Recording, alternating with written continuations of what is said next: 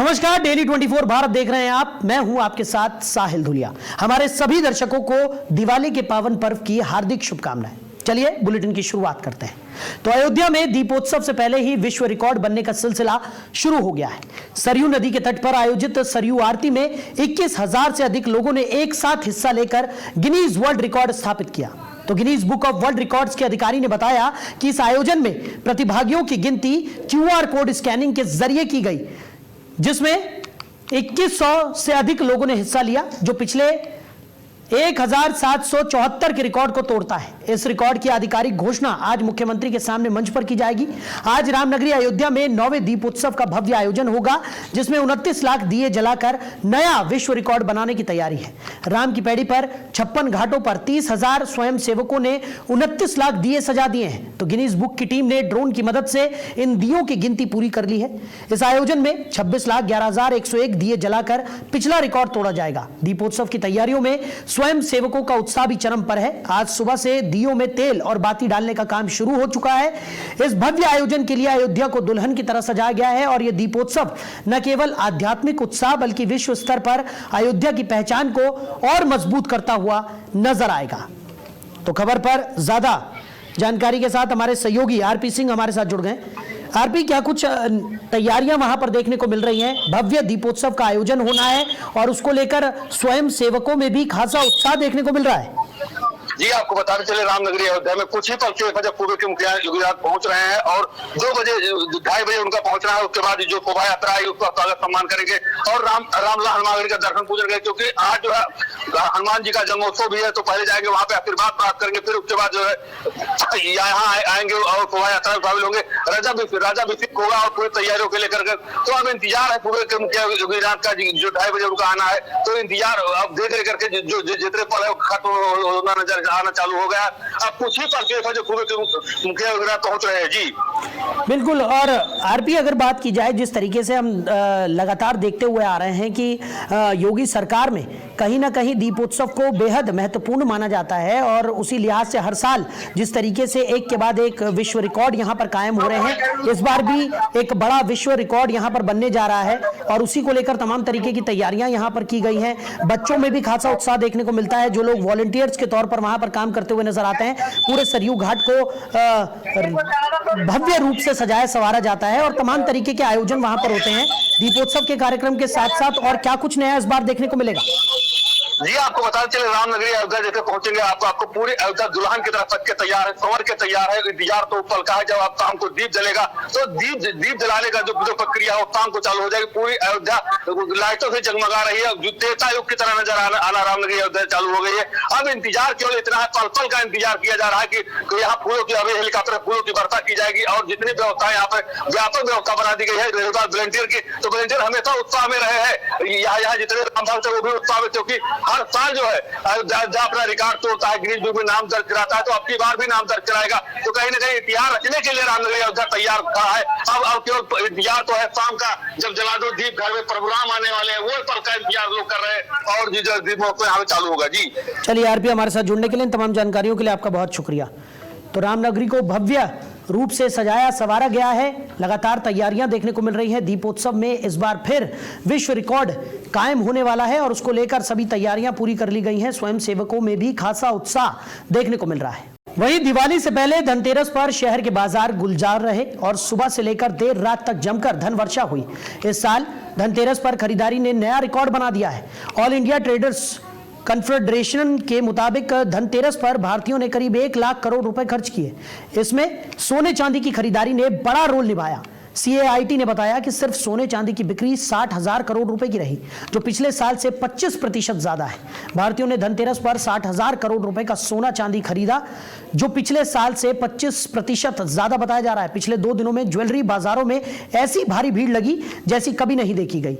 अकेले दिल्ली में 10,000 करोड़ रुपए से ज्यादा की बिक्री हुई है और Indian Boolean and jewellers association के महासचिव ने बताया कि पिछले साल धनतेरस पर सोना 81,400 रुपए प्रति 10 ग्राम था, जबकि शुक्रवार को ये 1,34,800 रुपए की रिकॉर्ड ऊंचाई पर पहुंच गया। यानी एक साल में सोना 53,400 रुपए महंगा हो चुका है। इसके बावजूद इस धनतेरस पर देश भर में 39 टन सोना बिका है। वहीं बिहार विधानसभा चुनाव को लेकर प्रधानमंत्री नरेंद्र मोदी 23 अक्टूबर से प्रचार की कमान संभालेंगे। पीएम मोदी बिहार के 12 जिलों में रैलियों को संबोधित करेंगे। बिहार में चुनावी सरगर्मी तेज हो चुकी है और इसी कड़ी में प्रधानमंत्री नरेंद्र मोदी राज्य भर में 12 जनसभाओं को संबोधित करेंगे। प्रधानमंत्री की रैलियां अलग अलग चरणों में आयोजित की जाएंगी। पीएम मोदी इस रैली से बीजेपी और एनडीए उम्मीदवारों के पक्ष में माहौल बनाएंगे। सूत्रों के अनुसार प्रधानमंत्री मोदी अपनी पहली 3 रैलियां 23 अक्टूबर को करेंगे। इस दिन वो सासाराम, भागलपुर और गया में जनसभाओं को संबोधित करेंगे। इन रैलियों में प्रधानमंत्री केंद्र सरकार की उपलब्धियों, बिहार में विकास योजनाओं और राज्य के लिए केंद्र सरकार क्या क्या कर रही है उसको जनता के सामने रखेंगे। उनकी पहली रैली 23 अक्टूबर को सासाराम, भागलपुर और गया में होगी। इसके बाद 28 अक्टूबर को पटना, मुजफ्फरपुर और दरभंगा में, जबकि 1 नवंबर को पूर्वी चंपारण, समस्तीपुर और छपरा में रैलियां होंगी। तो अंतिम चरण में 3 नवंबर को पश्चिमी चंपारण, सहरसा और अररिया में वो जनता को संबोधित करेंगे। वहीं अगर केंद्रीय गृह मंत्री की बात की जाए तो वो 25 रैलियां करेंगे। बिहार चुनाव को लेकर पार्टी ने बड़े नेताओं की रैलियां भी फिक्स कर ली हैं। तो खबर पर ज्यादा चर्चा के लिए advocate doctor Avinash Singh, political expert हैं, वो हमारे साथ जुड़ गए। सर, बहुत स्वागत है आपका। जी, सभी को जय श्री राम, नमस्कार। अविनाश जी, जिस तरीके से अगर एनडीए की बात करें तो पूरी तरह से अब कमर कसती हुई एनडीए नजर आ रही है। प्रधानमंत्री नरेंद्र मोदी के भी बिहार में दौरे प्रस्तावित हैं, उनकी रैलियां प्रस्तावित है। गृह मंत्री अमित शाह भी मैदान में कमान संभालते हुए नजर आएंगे। पूरे बिहार के चुनाव समीकरण की अगर हम बात करें और जिस तरीके से एनडीए ने अपने तमाम दिग्गज नेताओं की जो पूरी कार्यप्रणाली है, जो रैलियां हैं, उन सबको फिक्स यहां पर कर लिया है, कैसे देख रहे हैं आप? जी, करीबन 2-3 दिन से जो वहां वो की स्थिति बनी हुई थी टिकट बंटवारे को लेकर के, उसके बाद से कम एनडीए में गाड़ी रास्ते पे दिख रही है। और इनका जो वेल ऑयल्ड मशीन जो बोलते हैं, जो प्रणाली जो है इनकी इलेक्शन लड़ने की जो प्रणाली है, जिसको नरेंद्र मोदी साहब और अमित शाह साहब हेड करते हैं और बिहार में नीतीश कुमार उसको हेड करते हैं, तो मेरे समझ से तो ये बहुत ही अच्छा कदम है। और आप देख रहे हैं कि महागठबंधन में क्या सीट फुटौल है, 11-12 सीट पे उन लोगों ने एक दूसरे के खिलाफ उम्मीदवार उतार दिए हैं। तो इस तरह की स्थिति में जनता ये देख रही है कि भाई हमें किसके साथ जाना है, या डबल इंजन की सरकार के साथ जाना है जहां पे हमें अच्छा कुछ न कुछ मिल रहा है, या हमें फिर उसी जंगल राज के साथ जाना है जहां पे यूथ के अलावा और तेजस्वी को मौका देने के अलावा और कोई बात नहीं होती है। ये देश चलाने, राज चलाने की बात होती है। वो कोई कंपनी नहीं है जिसमें आप किसी एग्जीक्यूटिव को या किसी मैनेजर को आप मौका देते हैं और फिर 3 महीने के बाद उसको निकाल देते हैं। ये अप्रेंटिस का काम नहीं है। नीतीश बाबू और नरेंद्र मोदी ने देश में 20 साल 25 साल राज्य नहीं किया है, देश का डेवलपमेंट किया है, जो जनता अपने आंख से देख भी रही है, फील भी कर रही है और एंजॉय भी कर रही है।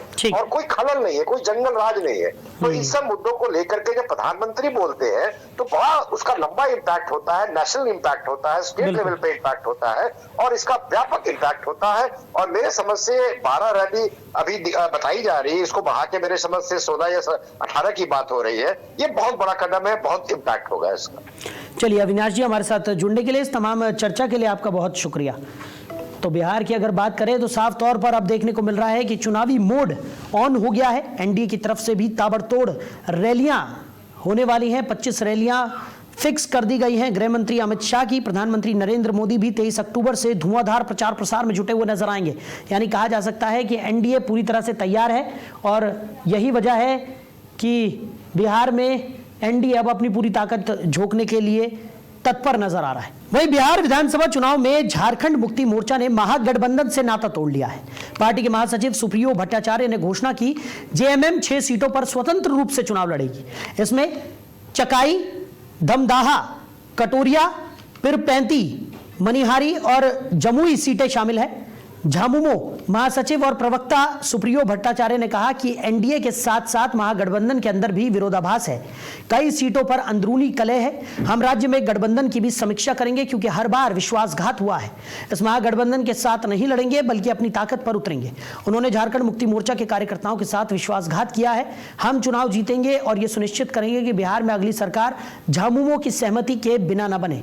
इस बीच आरजेडी, कांग्रेस और वाम दलों वाले महागठबंधन में आंतरिक कलह तेज हो गई है। अभी तक की जानकारी के अनुसार 7 सीटों पर महागठबंधन के घटक दल अपने लिए आमने सामने हैं। इसमें लालगंज, वैशाली, राजापाकर, बछवाड़ा, रोसड़ा और बिहार शरीफ सीटें प्रमुख हैं। इन सीटों पर प्रत्याशियों के नामांकन ने महागठबंधन की एकजुटता पर भी सवाल खड़े कर दिए हैं। तो खबर पर ज्यादा चर्चा के लिए एडवोकेट नवीन दुबे जी राजनीतिक विश्लेषक हैं, वो हमारे साथ जुड़ गए। साहब बहुत स्वागत है आपका। थैंक यू साहिल जी, आपको छोटी दीपावली की हार्दिक बधाइयां। सर आपको भी बहुत शुभकामनाएं। नवीन जी, बिहार के चुनावी समीकरण की अगर हम बात करें तो एक तरफ एनडीए अपनी पूरी ताकत झोंकने की तैयारी में है, प्रधानमंत्री गृह मंत्री अमित शाह सबकी रैलियां प्रस्तावित कर दी गई हैं, और दूसरी तरफ महागठबंधन को लेकर साफ तौर पर यह देखने को मिल रहा है कि अभी भी कहीं ना कहीं पेच फंसे हुए हैं, यानी इंडिया ब्लॉक को एक बड़ा झटका लगता हुआ भी दिखाई दे रहा है। कैसे देख रहे हैं? बिल्कुल निश्चित तौर पर साहिल जी, आप एक चीज देखिएगा कि जिस तरीके से पहले चरण का नामांकन हुआ है और उस नामांकन में जो दृश्य देखने को मिला वो बड़ा स्पष्ट है कि उसमें कहीं कोई आपसी तालमेल इंडिया गठबंधन के बड़े दलों में नहीं, छोटे दलों की तो बात छोड़ दीजिए, जो मुख्य दल हैं आरजेडी और कांग्रेस, उससे भी कोई तालमेल देखने को नहीं मिला है। निश्चित तौर पर फिर आपके झारखंड मुक्ति मोर्चा या उनके वीआईपी पार्टी और अन्य दल हैं छोटे छोटे, उनका तो तालमेल होने का कोई प्रश्न नहीं बनता। और इस तरीके से ये दिखाई दे रहा है कि कहीं ना कहीं महागठबंधन ने अपनी तरफ से कुछ ऐसी सीटें हैं जो एनडीए को गिफ्ट करने का काम किया है, और मुझे लगता है कि ये चुनाव अब दूसरी तरफ डाइवर्ट हो रहा है, क्योंकि विकल्प के तौर पर जिस तरीके से महागठबंधन को देखा जा रहा था बिहार के अंदर, और जनता भी ये चाह रही थी कि भाई 20 वर्ष की एंटी इनकम्बेंसी, उस एंटी इनकम्बेंसी के बावजूद कुछ अच्छा होगा, कुछ नए विकल्प मिलेंगे, लेकिन वो नए विकल्प नहीं मिल पा रहे हैं। तो मुझे लगता है कि कहीं ना कहीं इस तरीके की चीजें सामने आ रही हैं जिससे महागठबंधन को परेशानी हो सकती है, और उसका सपना जो सत्ता में आने का था वो चकनाचूर होता दिखाई दे रहा है। ठीक है। हाँ, बेशक एक लाइन में और कहूंगा, बेशक जी। प्रशांत किशोर इसका कितना लाभ ले पाते हैं ये जनता पर निर्भर करता है, क्योंकि जनता तो विकल्प तलाश रही है, ये ध्यान में हमें रखना पड़ेगा। जी चलिए, दुबे जी हमारे साथ जुड़ने के लिए, इस तमाम चर्चा के लिए आपका बहुत शुक्रिया।